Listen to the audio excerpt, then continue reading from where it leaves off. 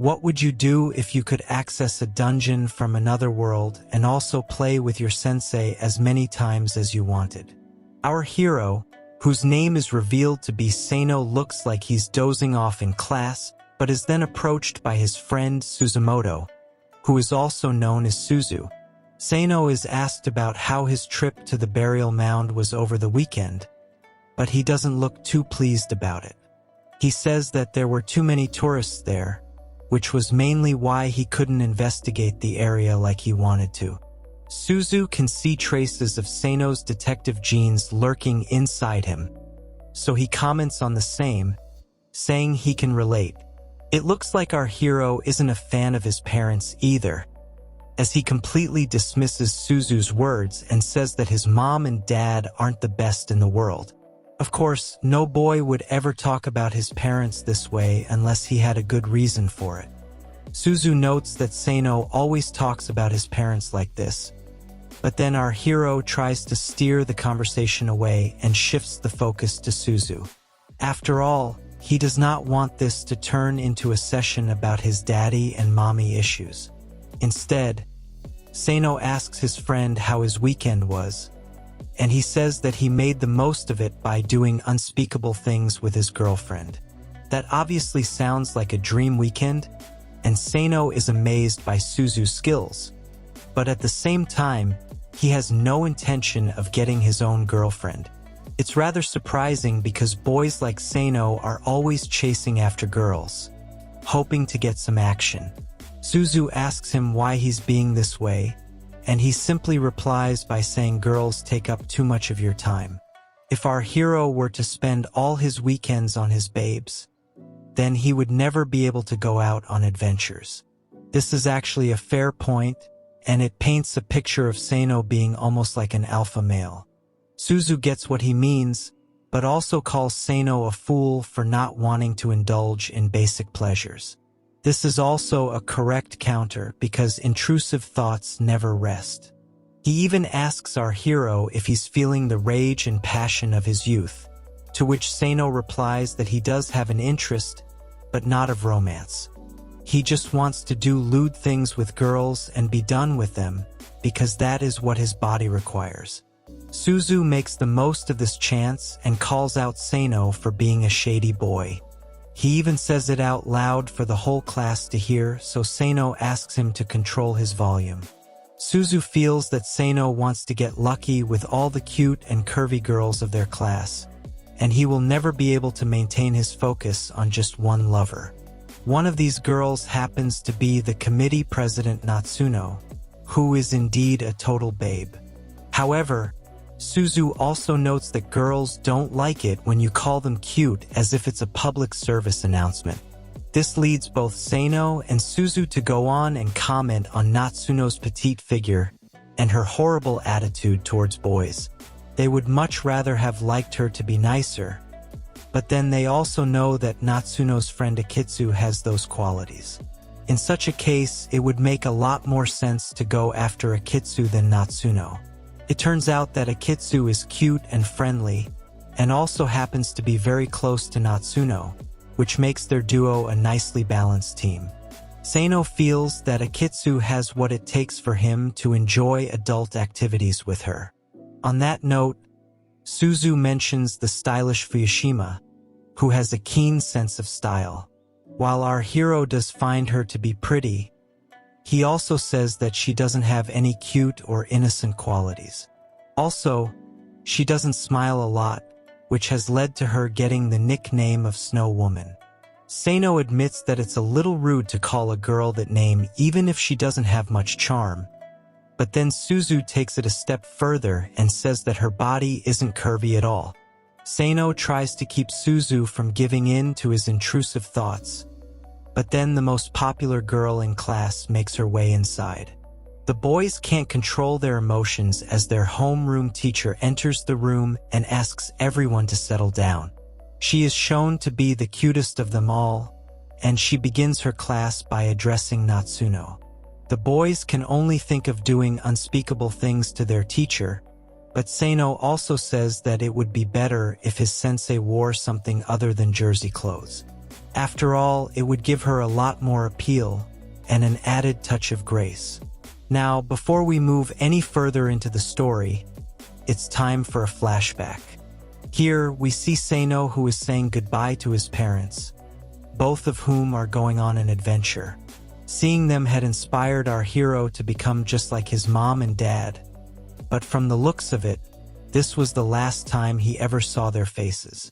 Even though he constantly told his parents that he wanted to become like them, they would simply ask him to stay at home and take care of it while they were out having fun. As it so happened, this particular memory might have been the start of Seino's lonely nature. This is because his parents keep traveling, and it's been 10 whole years since Seino has had to deal with this kind of behavior. However, this did not stop him from achieving his goals, and he too set out to become an adventurer just like his parents. It led to him training his physical strength and even receiving the best grades in school just for the sake of having a track record.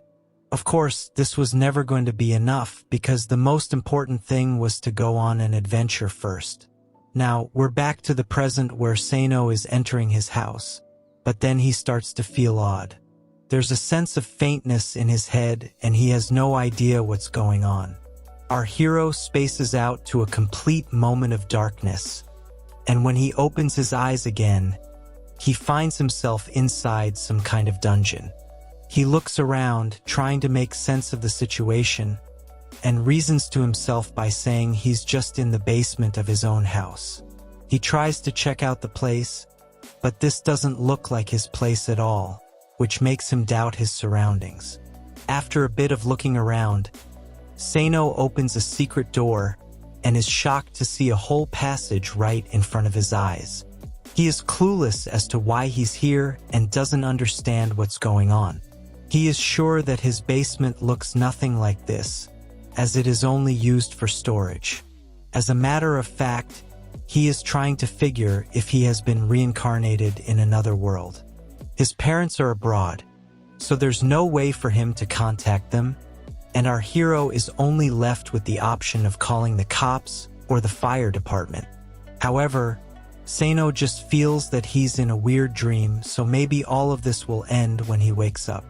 Just as he thinks this, a notebook shows up in front of him and catches his attention. He picks it up and feels an odd surge of energy rushing through his body, after which he notices a symbol on his hand. Seino suspects something fishy, and it isn't long before he sees the notebook opening up to an ominous note. It's safe to say that he's not at home anymore, but rather in a labyrinth from another world. The text on the notebook says that it will guide our hero through this maze by using the guidance from the walls. With no other option, Seino decides to feel the vibe of the dungeon and is able to sense that there are various levels to it. Since there are high and low levels, it's important for him to check his own power by looking at the palm of his right hand. He also tells us that he can check the power levels of other people and even monsters just by closing one of his eyes. By touching the walls of this labyrinth, our hero is able to tell us everything about this place. The term LV is used to indicate levels for monsters, but for humans, it's meant to mean love. It's all the same at the end of the day, but it's important to note that monsters can grow stronger through fights and battles. We can see that our hero has a new knife, and his outfit has changed as well, which means that he's totally in to get this adventure started. Of course, Seino would like to know why this is the case, but then he stumbles across some more information. Basically, he can gain access to 3 treasure chests on every floor. These chests will give him all kinds of magic tools which he can use even outside the labyrinths and dungeons. The best part is that these treasure chests refill every year, so Seino can get his magic tools as many times as he wants. The trick is that he will need to gain a few levels for the magic tools to be usable. This dungeon is more like a video game because the rules dictate that the damage received here will go away once you exit the labyrinth. Also, if the damage goes beyond a certain level, Seino will simply be taken to the entrance and lose all the magic tools he gathered during this trip, just like a checkpoint. The main rule is to get as many magic tools as possible and take minimum damage to survive the adventure. With this, our hero closes the notebook and feels a sense of ambition. He realizes that this is his chance to become an adventurer, just like his parents. He begins his journey by walking into the dungeon and can already feel the wind blowing to the back. Seino wonders if he's under the house next to his own, but it gets confirmed that the dungeon is actually in his own basement. Time passes by, and our hero has walked quite a bit, but he hasn't come across any monsters or treasure chests. It makes him wonder if the notebook was just filled with nonsense, but then he finally locates a chamber. He takes a close look, and to his pleasant surprise, he has finally come across a treasure chest. He wants to take a good look at it and tries to look for the key, but notices that the chest is not locked. He opens the treasure chest and feels a sense of victory in his first accomplishment. But this is just the start of a rather tricky situation. All of a sudden, a monster tree shows up behind him and strikes him down with a slash attack. Seino falls to the floor and loses his senses for a bit, but then he manages to get back up. He is at a loss for words when he sees the giant tree monster in front of him, because he thinks it's weird for a tree to be planted in a dungeon. He soon realizes that the beast is moving and it's not a typical plant that he would find in a garden. The tree monster spares no mercy as it lashes out at our hero and strikes him one more time. Seino is confused at first, but figures that the beast is trying to protect the treasure from him. Soon enough, he feels an odd sensation in his face and fears losing to the tree monster in his first attempt. Luckily, he remembers all the times that people doubted his abilities and reduced him to just another normal student. This is all it takes for Seino to let go of all his doubts and face the monster with an open heart.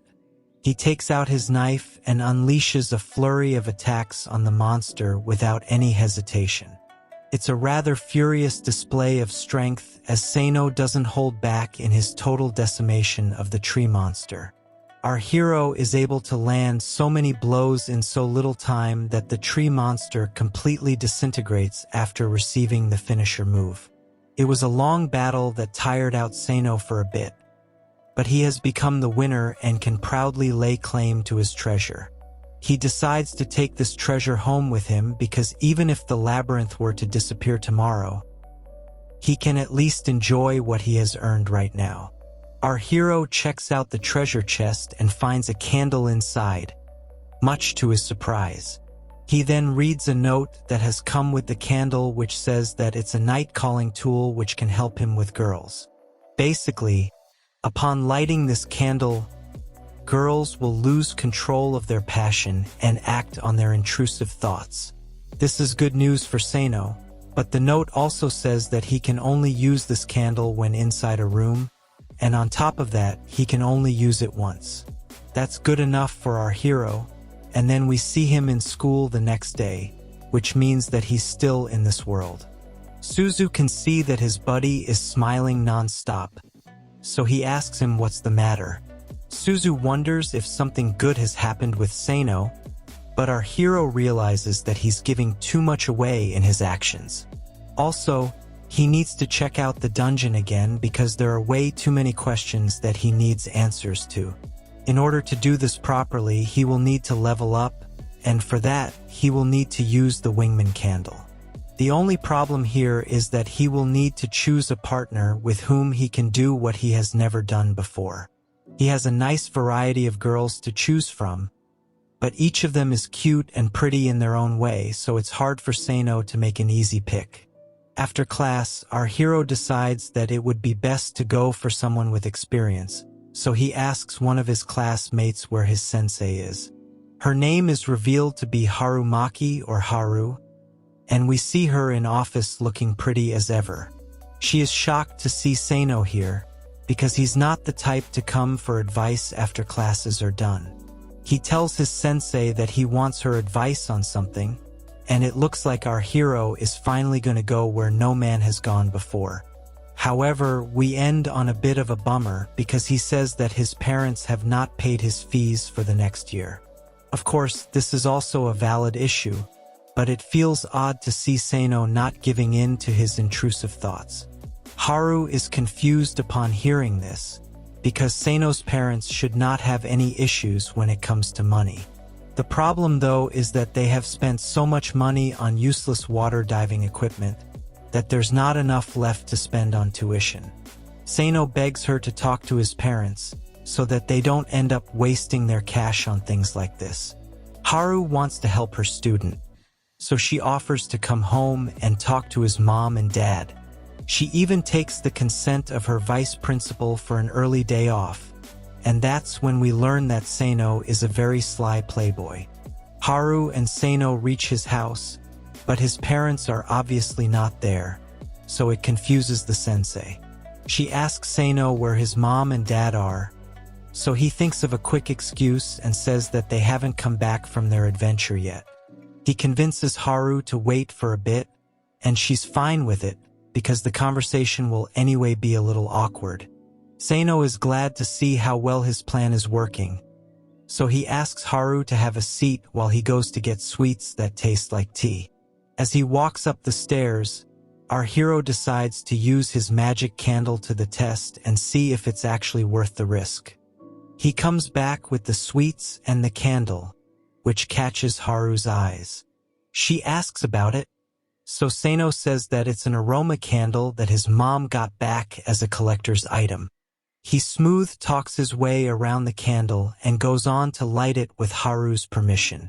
He is excited to see what happens next, but the fire is light and looks like it's about to go out almost instantly. It's not exactly what Seino was hoping for, but he's fine with the magic not working, as he didn't believe in it much. However, his body starts to feel hot all of a sudden and he tries to control himself. He looks over to Haru and can see that she's feeling the same thing as well. Haru looks like she's going to explode any minute, and even starts to show her body in order to feel more comfortable. She asks Seino if she can come closer to him, and he says yes instantly. Our hero has all kinds of nasty thoughts going through his mind as Haru crawls up to him with lewd intentions. She asks him if he has been feeling lonely, because he's at an age where he needs a lot of action. Seino tries to play it cool and asks Haru what she would do if he were to admit that he was lonely. This makes Haru say that she is his sensei and it's her duty to fulfill his desires. With that, she attacks Seino's mouth and gives him a taste of dessert before the main course. He tries to control himself and even brings out the point that he is her student, so what they're doing is wrong. This only excites Haru further, so she says that Seino doesn't need to worry about anything. She is ready to do all the work for him, so Seino says yes without any further constraints. He has nailed his mission and is finally going to do it with his sensei, so this is a bigger achievement to him than defeating the tree monster. What follows is a session full of passion and lewd activities. Haru is happy to have taken care of her student, but then she wants to go another round with him. Eventually, the candle's flame runs out and both of them come back to their senses. Haru has no idea what just happened, so Seino tells her it's best to keep this a secret between the both of them. She agrees to it because she might lose her job as a teacher if the other students were to find out about the unspeakable things she has done with her own pupil. Seino tells Haru that he will deal with his parents, and she should go back home, which is exactly what happens. Before leaving, Haru says sorry to Seino and leaves his place, leaving our hero alone to cherish what he has just done. He takes a look at his level to see if the notebook was correct, and to his pleasant surprise, his level has increased to 5. This is good news for him, but it has come at a cost, and he needs to be more careful in the future. However, he doesn't care if he has to do it with all the girls in his school.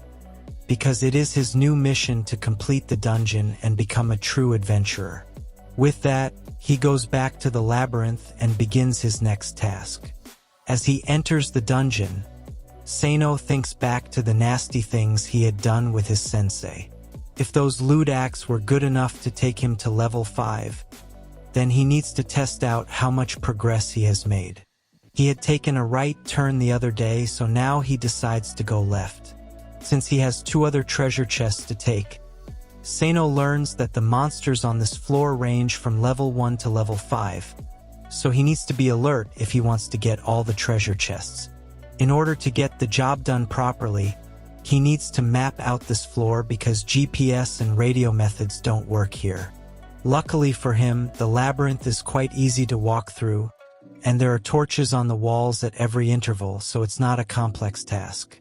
We learn that time passes by the same way in the dungeon as it does in the real world, so it looks like the dungeon is in a different dimension that's separated from the real world. This explains why the place is so wide, but there's no time to talk about such things as our hero comes across a giant mouse.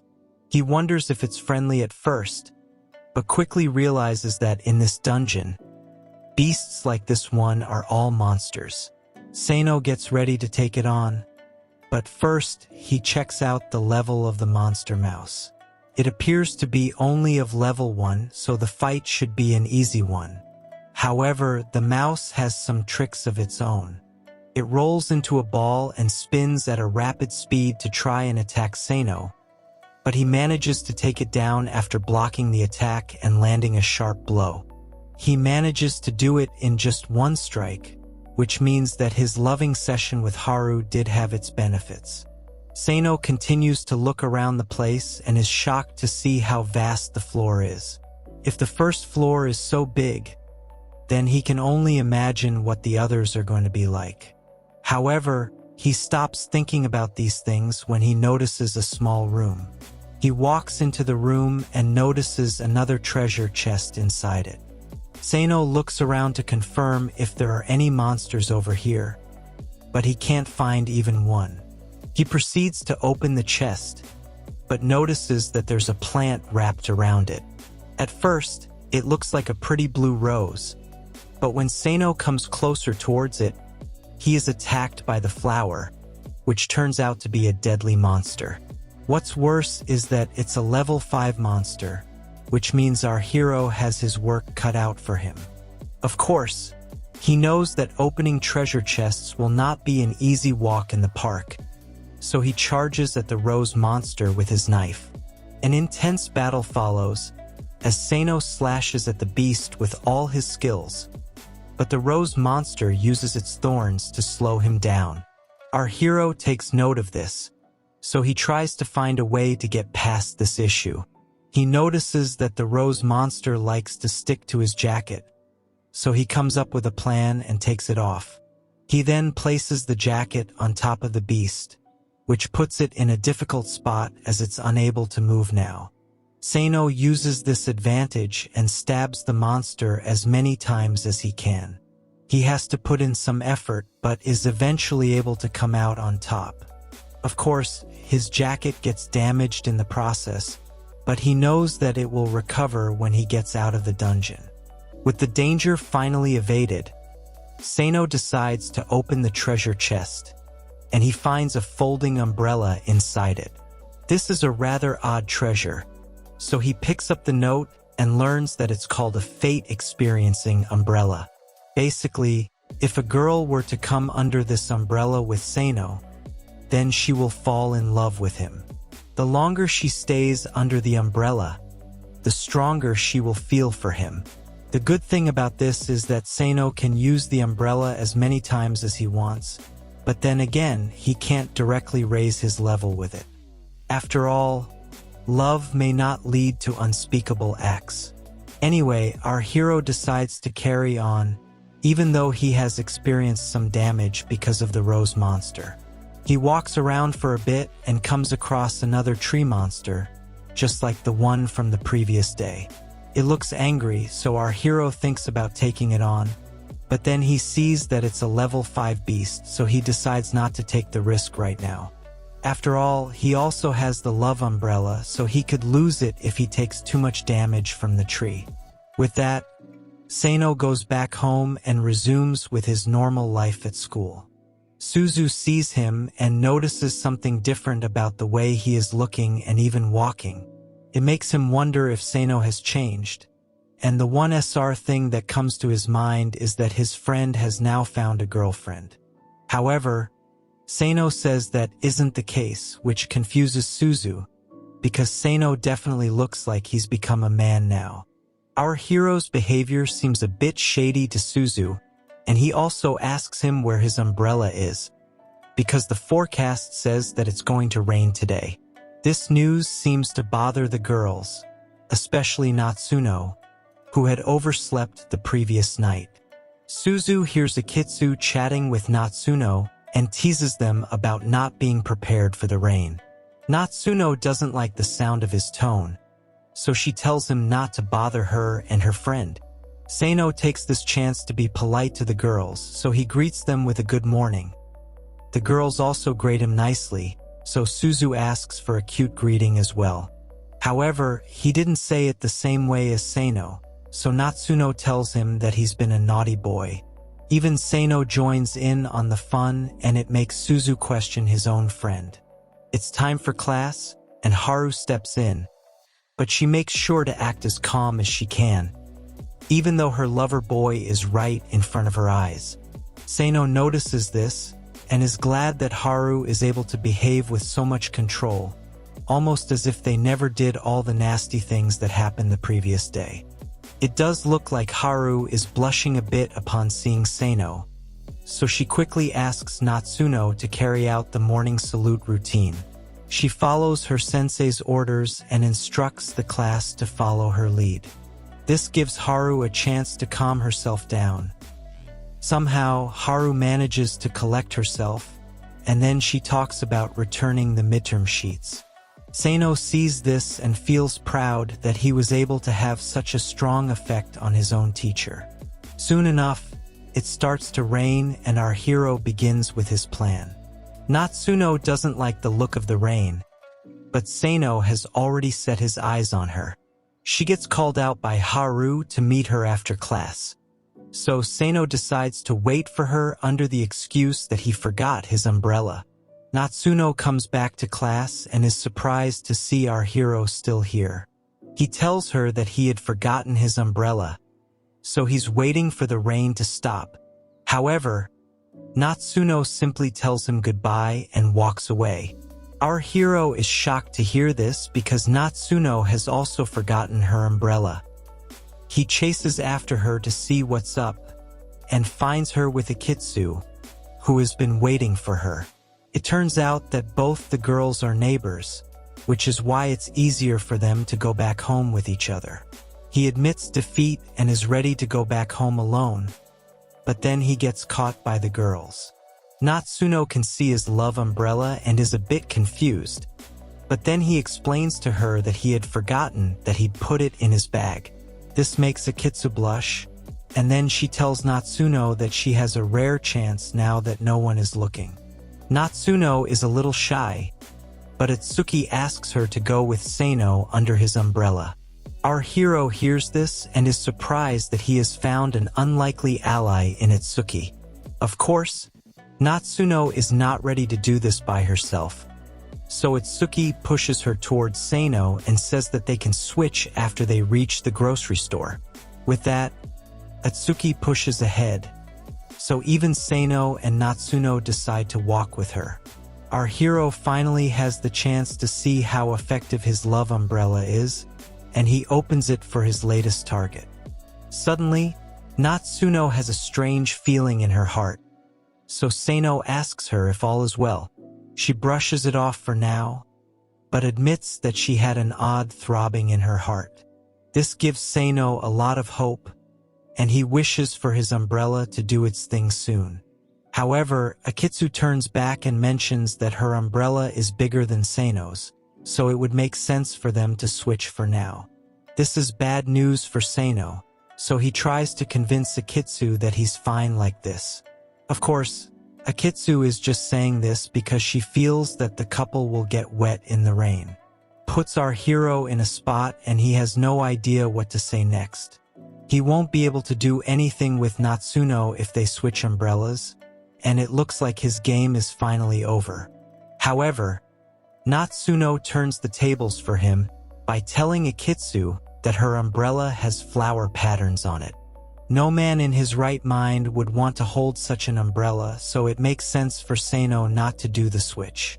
Our hero is relieved by this and manages to smooth things out with the girls.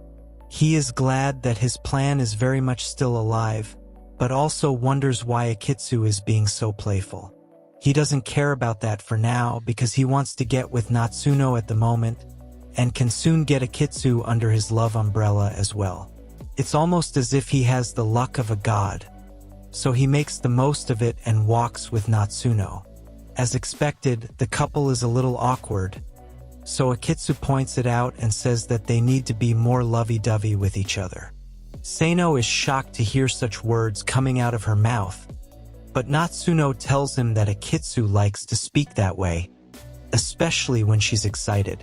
Akitsu adds to her words by saying she likes to enjoy things to their fullest, and she doesn't even trouble anyone in the process. Natsuno doesn't seem to feel that way, but she quickly changes the topic because she doesn't want Sano to think that she doesn't care about him.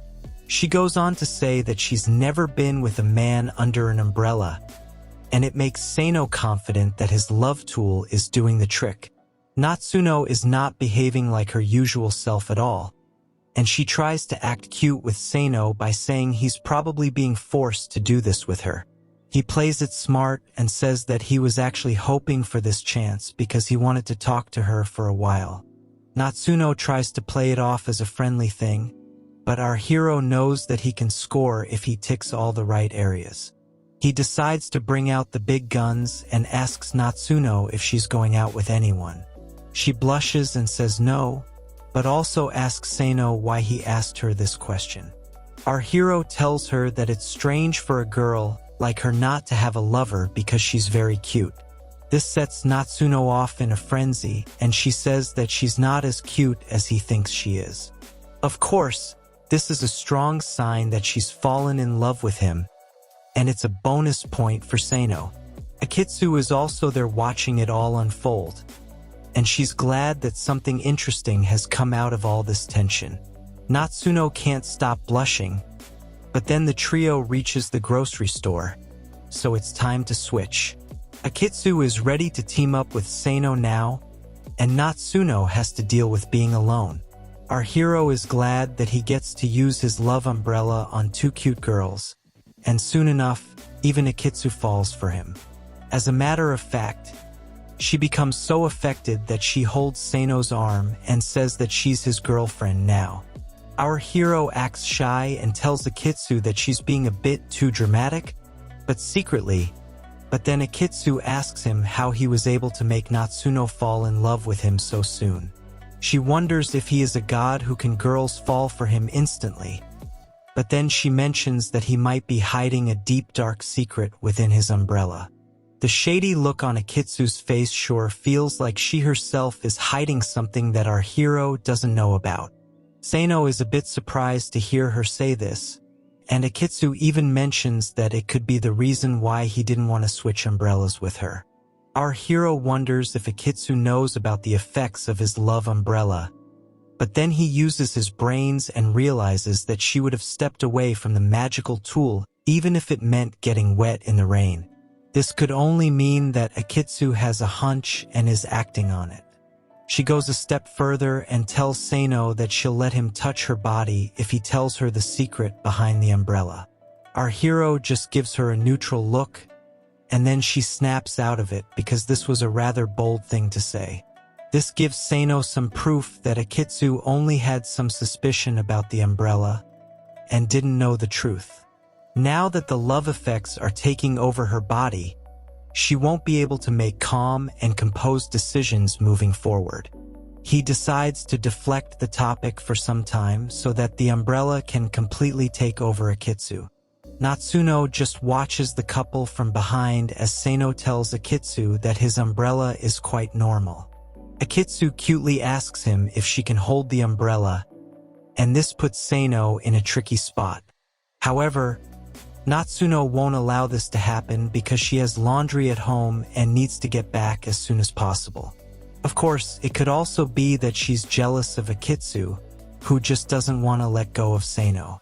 Eventually, Natsuno grabs Akitsu from behind and drags her home before things start to heat up between her and Seino. Now, the girls reach home and Seino can see that they are very close neighbors. Natsuno says goodbye with love, as does Akitsu, but she wants to have a chat with Seino the next time they see each other. Our hero is glad that he was saved by Natsuno earlier, but he needs to be careful around Akitsu. He gets ready for the dungeon again, and realizes that he needs to get more treasure items soon, or else he won't be able to increase his level. It's time to find the final treasure chest of the first floor, and Seino figures that he needs to check the inner sections of the dungeon, since he's only been focusing on the outer borders so far. All of a sudden, he comes across a giant raccoon monster which growls at him with rage. Seino takes a look and identifies it to be a level 4 beast, which is not too bad, but also means that he'll have to take some damage. This monster is much bigger than the mouse he fought earlier, so he needs to end this within 2 or 3 blows. Now, Seino slowly approaches the raccoon monster from behind and is surprised that it hasn't noticed him yet. He takes his chance and lands his knife into its skull, thus ending it with one simple blow. Our hero is shocked that he was able to take down such a beast with a single move, but carries on because he's almost done exploring the whole floor. It doesn't take long before he finds the final treasure chest. Seino is at the finishing line, but finds another raccoon monster guarding the treasure chest, which proves that each treasure comes with a monster guard. A sneak attack won't be possible here, so our hero has no choice but to go at the beast with all his might. The raccoon is ready for a fight, but Seino manages to strike it in a vital point, and this is good enough to take it down with a single blow yet again. Seino is impressed that he's able to deal so much damage this way, but also notes that it can get dangerous for him if he only aims for vital points. Our hero hopes that he'll get a tool like the candle, which will help him get instant action from the girls. Also, he doesn't know how to move to the next floor, so he's hoping for clues as well. Upon opening the treasure chest, he finds a small bottle, which is called craving extract. Seino thinks there's something shady about this bottle and proceeds to check the note. What he learns is that the extract will make girls want to drink his bodily fluids after consuming a certain amount. This makes his intrusive thoughts run amok once again, and then we shift to the school setting in the real world. In class, Seino notices that Natsuno's feelings towards him are still very strong, but Akitsu hasn't changed much at all. He thinks that he should use the craving extract on Natsuno because she is an easier target, but he also needs to be careful of Akitsu, who now thinks he's a shady guy. He decides against using it on Haru, because his sensei has already done a lot of service to him. The only girl left is Fukushima, so he figures she can be his next mate. Seino walks up to her and asks if she can help him out with some numbers, since she's a class topper. Fukushima agrees to it, and our hero's plan sets itself into action. The both of them start discussing some math problems, and Natsuno gets jealous upon seeing this. However, Akitsu tells her it's time to go home, so Seino can breathe easy for a bit. Akitsu does wave goodbye to Seino while leaving, which makes him a little uneasy, but then he gets back to his math problems. After some time, Fukushima gets done with her lessons and Seino is pleased by her efforts. He wants to reward her with a drink, but she says that she doesn't need it. Of course, Seino isn't going to let her off so easy, so he insists on getting her something to drink. He gets out of the classroom and comments that this is a little harder than he had expected, but he shouldn't back off so easily. Seino reads the text once again and learns that he will need to use at least 10 ml of the craving extract to get the job done. The bottle itself has only 30 ml, so he needs to make the most of it. Our hero isn't one to take any undue chances, so he had made sure to inject 20 ml of the extract into a bottle for this very purpose. He enters the classroom again with the bottle and gives it to Fukushima. He explains that the vending machine wasn't working properly, so the bottle's a little warm, but Fukushima doesn't mind, so she starts drinking from the bottle. Our hero looks at her with shady eyes, knowing very well that his plan is coming along quite nicely. Fukushima ends up drinking the whole bottle, and the effects start to hit her almost instantly. This is good news for Seino, as she tells him that she's feeling very thirsty. He offers to get her another bottle, but she doesn't want that kind of drink. She says that she wants to drink Seino's fluids and approaches him with passion. Of course, such a statement is quite bold in itself, but the fact that Fukushima is saying it without any shame is what makes our hero feel a bit odd. At the end of the day, Fukushima is not known for being a very expressive girl, so the craving extract can't change that. Our hero simply says that he doesn't mind it because he wants to thank her for her study notes. He unzips his and gets ready for some heaven on earth, but Fukushima is a little confused.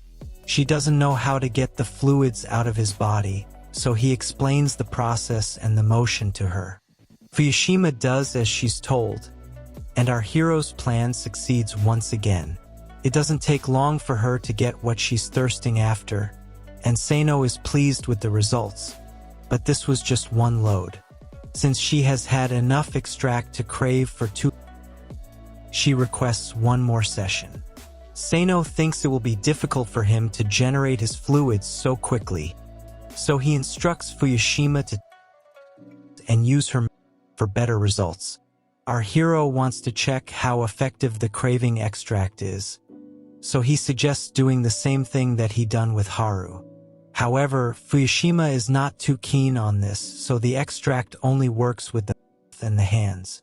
It's fair enough for Seino, because the note did not promise anything extra. Anyway, Fukushima goes all the way and our hero is shocked to see how effective his commands can be while using these magic tools. It's time to get down to business, but Fukushima needs some guidance on how to use her as well. Seino gives her some effective suggestions, and it doesn't take long for him to give her what she desires. After the session is completed, Fukushima wears her clothes and says that she's going home, but doesn't show any kind of shyness. Seino is taken aback by this, but thanks her for her services anyway. Fukushima acts so cool about the whole thing that it almost feels as if she wanted to do it in the first place. Seino wonders what kind of mental state she must be living in, but he doesn't have time for such thoughts. He takes a look at the palm of his hand and can see that his level has increased to 7 now. This is not as much as what he had gotten from Haru, but this was a different kind of act as well. Seino realizes that he can increase his level by any kind of act, and it doesn't have to involve home base. However, he also wonders if his levels increase because of the fact that he's using a magical tool, or because of the act itself. It's a valid thought because he can plan his next moves accordingly, but then the doorbell rings and he goes to check it out. Seino thinks it's a delivery boy, but to his surprise, it's his sensei Haru who is blushing just upon seeing his face. Seino asks her what she's doing here, but first she asks if she can come in, because she doesn't want to be seen by anyone in the area. Our hero lets her inside and then she apologizes for showing up so suddenly. Haru can see that Seino is wearing his adventure suit, so she asks what's up with that. Our hero feels awkward and says that he's trying to practice for a mission he has on the weekend. Haru thinks this is cute, and she says that Seino really wants to be like his parents. At the same time, she also asks him not to overdo it because he might get hurt as a result. Haru then asks if Seino's parents are around, but he says that they've gone out on an adventure. He also says that he spoke to them about the fees, so it's been sorted as of now. Of course, this is all just a big lie, but Haru is pleased to hear her lover boy's words. An awkward silence follows, so Seino offers to get some tea for his sensei. However, she asks him to sit down because she's not here for tea. She bows down to Seino and says sorry for all the lewd things she did to him the other day. Our hero tells her it's fine and he too is to blame for letting it happen. However, Haru says that it's her mistake because she crossed a line between student and teacher that she should not have done. She then tells Seino that he can punish her however he likes. She offers to quit her job and even offers him money for what she did to him, which is a dream come true for a boy in a normal situation. Seino feels bad about what he has done with his sensei, so he tells her that she has nothing to be sorry about. He says that she's a good teacher and the students at the school would feel lonely if she was to quit her job. Haru is happy to hear this and thanks her lover boy for his kind words, and proceeds to take her leave after that. She once again says that she's sorry for barging in like this, and hopes to see Seino in school the next day.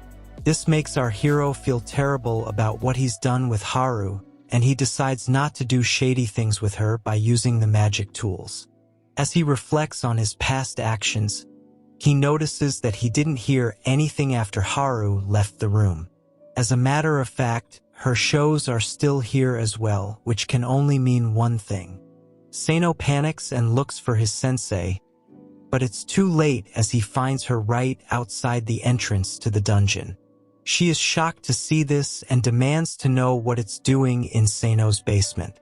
Our hero is at a loss for words and doesn't know what to say that can make this situation any better for him. Of course, he can always try his magical tools, but that isn't going to do him any good over here. As Seino tries to figure out what to deceive Haru, a dark force comes from the dungeon and lures her inside. He takes his knife and runs after his sensei, but she's too far ahead, so he needs to catch up as soon as he can. Haru is acting weird and isn't responding to what Seino is telling her. Suddenly, she comes across some stairs that were most definitely not here back when our hero was scouting the floor. Seino figures that this must be the entrance to the second floor, so he rushes after Haru because the monsters here will be stronger than before. Of course, he wouldn't want his sensei to run into any monsters in the first place, but it's a bit too late for that by the time he reaches her. Seino offers to explain everything to Haru, but she is a bit distracted by the giant pumpkin monster in front of her. This is not good news for Seino, but then he notices a treasure chest next to the monster and realizes that they're in a small room. This is a rather surprising revelation for our hero. Normally, finding these rooms would be a pain, but the fact that Haru led Seino straight to it makes him wonder if she knew of its location right from the start. That shouldn't be true, because Haru has never been to the dungeon before, but then Seino wonders if she was possessed by something. In fact, he had also been taken to this labyrinth the exact same way. Now is not the time to be thinking about detective mysteries, so Seino tells Haru to back away and hide for now. She has no idea what's going on, but Seino tells her to run away because he has to deal with the pumpkin monster first. Our hero takes a look at the beast and learns that it's a level 10 monster, which is bad news for him. He might be good for a beginner, but he hasn't exactly become a proper monster hunter yet. Either way, he has to try his best, so he charges at it with his knife, hoping to beat it. Seino lands a couple of blows, but he then gets hit by a pumpkin seed which causes some damage to his body. He tries to go full force at the beast once again, but he is reckless with his attacks and ends up getting entangled by the pumpkin monster. Our hero is trapped, so he tries to come up with a means of escape. Seino is in a tricky spot right now, and he tries to cut himself free, but it's taking him too much time to make it happen. It looks like he's going to face his first loss against a monster. But then, in a sudden turn of events, Haru shows up with a torch and distracts the beast. This gives our hero enough time to cut himself loose, and then Haru tells him to run away while he still can. However, the torch is fading away, so Seino needs to strike now, otherwise he won't get a better shot. He finds the monster's vital point and goes for it at full strength, leaving no stone unturned. His finisher move works wonders, and he is able to destroy the pumpkin monster successfully. Seino is glad that he was able to defeat the monster, but he's quite tired and has Haru to thank for distracting the beast. He turns to his sensei, who hugs him tightly out of concern. Seino drops his knife and enjoys the hug, but Haru scolds him for not running away when he had the chance to do so. He tells her that she's worrying too much about this, because he would have just been sent back to the checkpoint. With no loss of life at risk, it made sense for our hero to take his chance against the pumpkin monster. However, what stands out to him the most is that this hug from his sensei feels different from the hug Haru gave him when she wanted his body.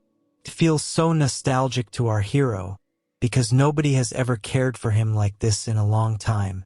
It's almost as if he is finally getting the affection he was denied by his parents while growing up. Haru asks Seino if he's even listening to her, and he says he can hear her loud and clear. Haru is still mad about the whole thing regarding the dungeon, but also wants to know about the pumpkin monster.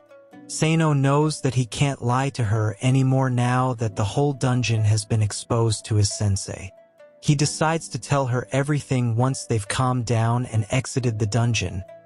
But first, he needs to take his treasure. Seino opens the chest and finds a small bell with a note. Haru wants to know what this is, but then the bell rings and she is put into a paralyzed state. Our hero is confused and panicked at first, so he reads the note and learns that it's a nightmare-inducing bell which has the ability to put people in a dreamlike state. This gives him a lot of clarity, but it also means that he is going to turn into a regularly shady boy. Basically, upon ringing the bell, Haru has been put to sleep, and she will not be able to remember what happens for the next 15 minutes. At the same time, anything that does happen in this duration will become a strong part of her subconscious mind.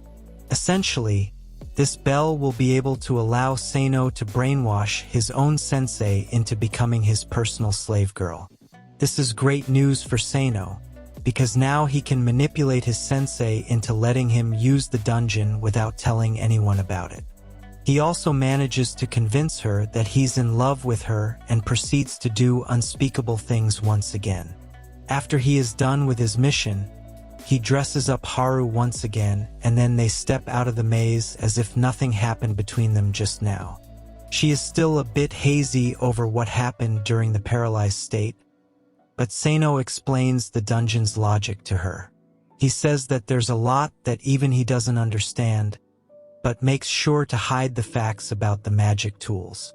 As expected, ignorance is bliss over here, but Seino has clearly moved on to the dark side. Haru is not sure what to make of this, especially because Seino's parents are not around, but she does agree to keep the whole thing a secret. It's not like a lot of people would believe her anyway. She tells Seino not to go into the dungeon again, and he's fine with that, but we all know it's just a lie to appease his sensei. He intends to continue with these missions and become the ultimate shady boy in his town. However, the next day in school, our hero worries that he won't be able to go to the dungeon again because Haru was quite strict when she spoke to him. He briefly believes it's almost as if the bell didn't have any effect, but then Haru walks into class dressed like a cute schoolgirl, which makes everyone's jaws drop. The way she greets everyone is also exactly the kind of way you would want a cute girl to speak to you. At the same time, it opens up a whole bunch of questions for our hero. Seeing Haru dressed up like this would do a number on any man of culture, but Natsuno wants to know why her sensei has dressed in such an alluring manner. She says that she just wanted to mix things up a bit because she was getting bored of the same old outfit. Seino figures it's best not to provide his input on this, but then Haru asks the class if it is strange for her to wear this costume. The boys sure have no problem with it at all, and they say that their sensei is looking gorgeous right now. Of course, our shady hero takes a look at Haru and gives her a smile which makes her blush.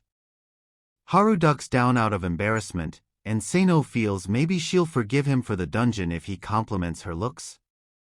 Later, Seino goes to meet Haru in the staff room and asks if they can talk about the dungeon. Haru says no, but our hero insists that he won't take up much of her time.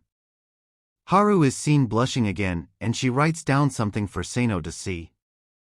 She does not want to talk out loud because of the embarrassment of doing shady things with her student. Seino complies and communicates by writing that he wants Haru to reconsider sending him to the dungeon. The curvy sensei says that she can allow Seino to go to the dungeon, but only if he takes her along with him. After all, it's a teacher's job to make sure her student is safe, but at this rate, Seino will need to use a different kind of protection with Haru. Seino tells his sensei that this will be dangerous, but she argues that it's for that very reason why she can't let him go alone. If Seino does not wish to take Haru along with him, then she won't allow him to go to the dungeon either. This presents a tricky situation to our hero, so he figures he might as well take Haru along to keep their secret safe. This will also help Seino with leveling up, so he asks Haru when she can come over to his place. The curvy sensei is free tonight, so Seino is looking forward to his next adventure with her. As he leaves the staff room, our hero laments that he will need to be careful moving forward with Haru. After all, he can't afford to let her know about his magic and his leveling skills. Suddenly, the annoying Akitsu shows up and greets Seino, but he knows she spells trouble. She asks him if he had any business with Haru, to which Seino says that he only had something small to talk about. Akitsu says that Haru is now a lot prettier than earlier because of the way she is dressing. It's almost as if she is a maiden who has fallen in love, but Seino is not going to reveal anything to his opponent, so he casually plays along. Akitsu says that it feels as if Seino has something to do with Haru's change in behavior, but then she says she's just joking, although it's safe to say she's trying to be like the Riddler. She then asks Seino how things went with Fuyashima, but our hero has to be careful, so he says they only studied together. Akitsu pries for more information, but she confesses that Fuyashima hasn't really changed her behavior. This means her assumptions regarding Fuyashima were wrong. Seino does not want to stay here any longer, so he makes an excuse to leave, but Akitsu asks him to wait. She says that she does not mind if Seino is engaging in shady activities with multiple girls, but if Natsuno were to get dragged into this intrusive affair, then she will never forgive him. At this very moment, Natsuno herself shows up and asks Akitsu if she would like to go for lunch. She notices Seino leaving, so she asks Akitsu what she was talking to him about. The suspicious cutie tells Natsuno that it's a secret, but she is proving to be an obstacle for Seino.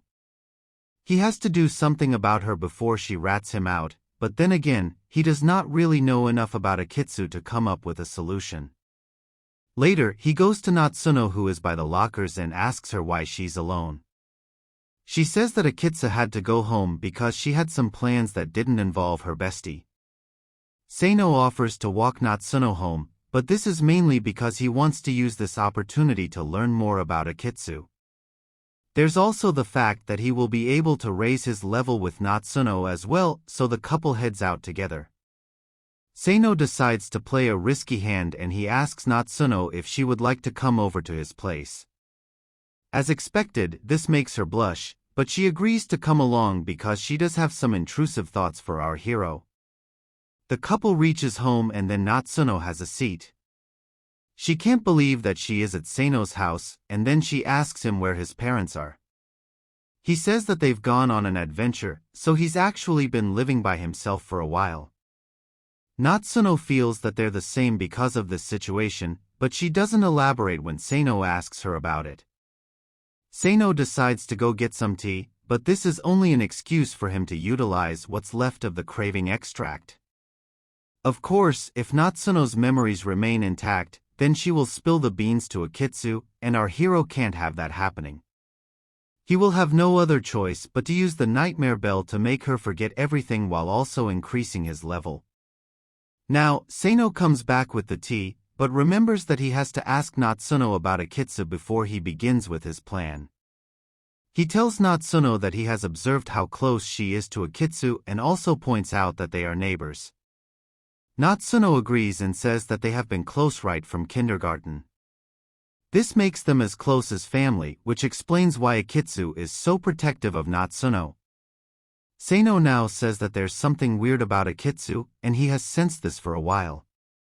Natsuno only says that Akitsu is a bit aloof in the head, but then she realizes that Seino could be saying this because of what happened with the umbrella incident. Our hero realizes that Natsuno is not going to be revealing a lot based on her current behavior. However, at this very moment, she says that she feels Seino and Akitsu are quite similar to each other. Naturally, our hero is taken aback by this, but Natsuno says that Akitsu is a really nice girl, so he should try to get along with her. Seino plays along, but this is nothing close to what he had hoped to gain from Natsuno about Akitsu. Anyway, it doesn't look like he's going to gain a lot more from her, so he decides it's time to raise his level. He takes the nightmare bell and then approaches Natsuno in extremely shady fashion, making her wonder what's up. Seino then rings the bell to put her in a state of trance, and with that, the bell disappears from his hands. This means that he has run out of chances to use it, but that's fine because he's going to awaken his inner diddler. Seino wonders what to do with Natsuno, but decides against being her first elephant because that would be very cold of him to do. Either way, the Epstein mentality creeps in and our hero turns into the villain yet again. He takes a good look at Natsuno's cute pillows and then he decides to show her his own elephant. From his experience with Fukushima, our villain knows that simple in and out movements are not going to increase his levels, so he asks Natsuno to unleash the tongue twister 500. She seems to be doing a good job, and it makes Seino wonder if Natsuno will give the same performance when she is not under this trance.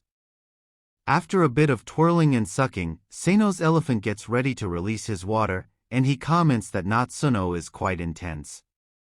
The item should not be so effective, so Seino wonders if Natsuno actually wants to do such a thing on her own.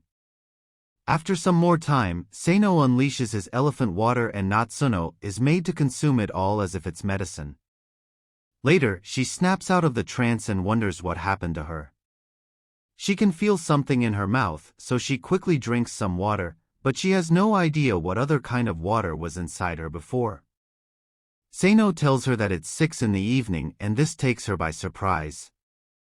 Natsuno panics and says that she should not have stayed for this long, so she'll get going now. Seino says bye, but then Natsuno feels something odd, which even our hero is able to sense.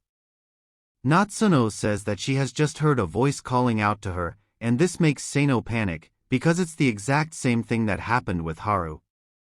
He can't let anyone else find out about the dungeon, so he quickly grabs Natsuno's arm and hugs her. He hopes to calm her down with this hug, and it seems to work because Natsuno is back to her normal self now. She is blushing because of what our hero is doing to her bottom curves, and he apologizes because at this point, he's just doing shady things subconsciously. Of course, this is odd for a normal girl to hear, and Natsuno makes a quick exit to avoid showing how much she is blushing. After Natsuno leaves, Seino laments the issue about this mysterious voice that drags his girls towards the dungeon. He knows that he hugged Natsuno to calm her down, but he also takes note of the fact that she wasn't really against it when became shady. Either way, our hero must make sure that no one else gets to know about this dungeon apart from Haru. Now, we shift to Natsuno outside who is still trying to digest the fact that Seino hugged her. She leaves the area, but then we notice Akitsu over there as well, who has been spying on the couple the entire time. Now, Seino dresses up for his adventure and the doorbell rings, so he goes to see who it is. As expected, it's Haru who comes in quickly and abruptly as if she is evading someone. He asks her what the matter is, and she reveals that she saw a Kitsu from just across the house. This is alarming for Seino, and then Haru reveals that she actually had to go back home for some time in order to avoid getting seen entering our hero's house. Of course, our hero has other issues to deal with because if a Kitsu has been spying on him, then she would have seen Natsuno leaving as well.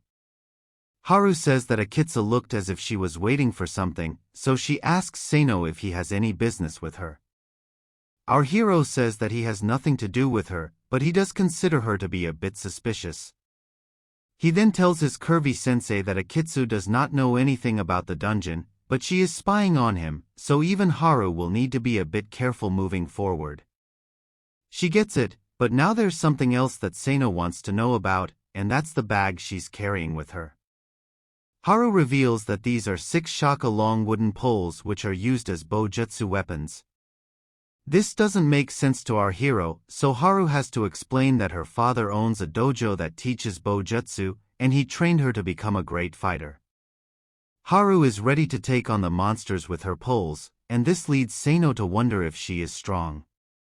Haru reveals that she did win a few competitions before becoming a teacher, so she's no pushover.